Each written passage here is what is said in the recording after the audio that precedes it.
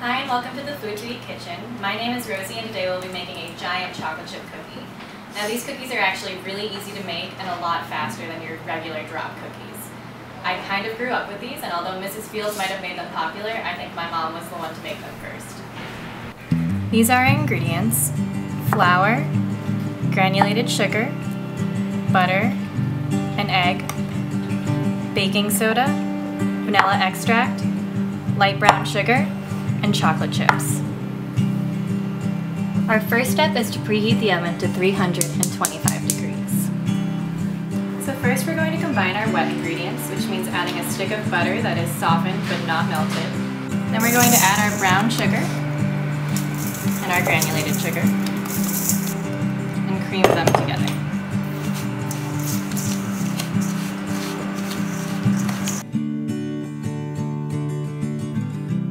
Once it looks like your sugars and butter are neatly combined, you're going to add one egg by cracking it on the side and making sure not to get any pieces of shell. And then you're going to add your vanilla as well. Now expect all of your wet ingredients to get a lot more liquidy.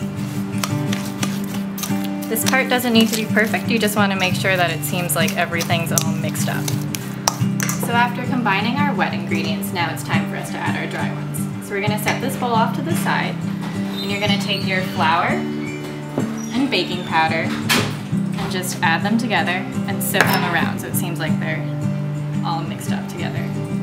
Now we're going to add this mixture very slowly to our wet ingredients. You don't want to do it all together because otherwise it won't combine as well.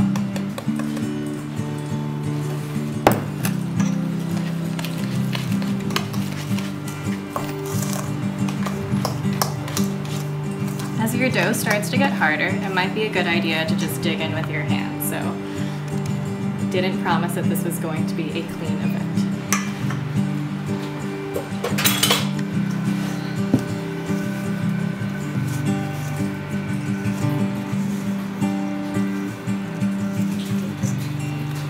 Once your dough has the desired consistency, now it's time to add your chocolate chips.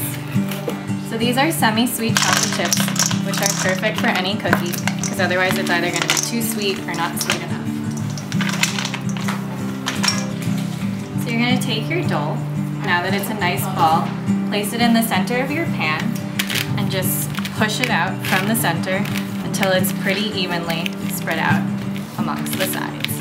And you want to make sure to leave about half an inch or an inch around the edges, just in case your cookie spreads. You definitely don't want it going overboard.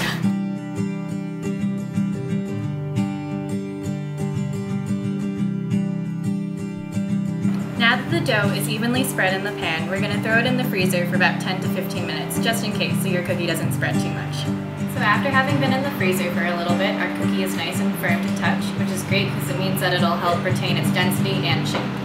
So now I'm going to put this in our preheated oven at 325 degrees and check it after about 15 or 20 minutes.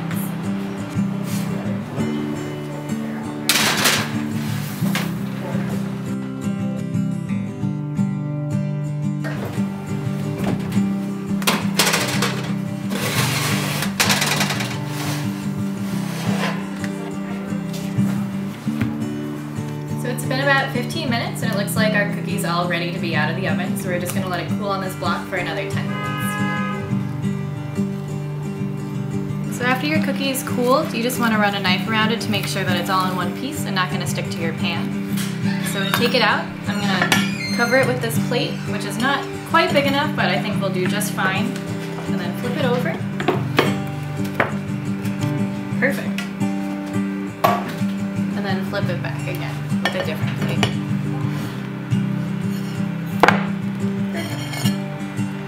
So, since this is the Food to Eat kitchen, I whipped up a little vanilla buttercream just to give it a final finishing touch.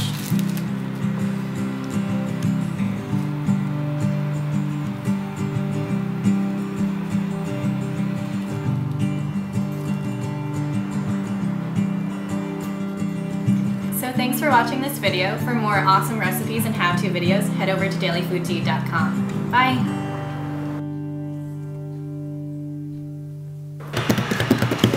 All right.